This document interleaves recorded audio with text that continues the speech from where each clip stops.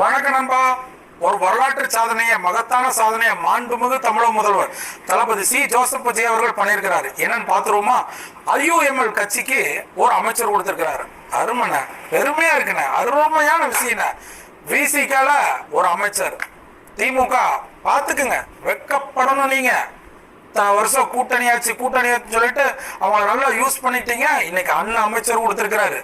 காங்கிரஸ்ல 2 அமைச்சர்கள் 60 வருஷம் கழிச்சு. சூப்பர்னா.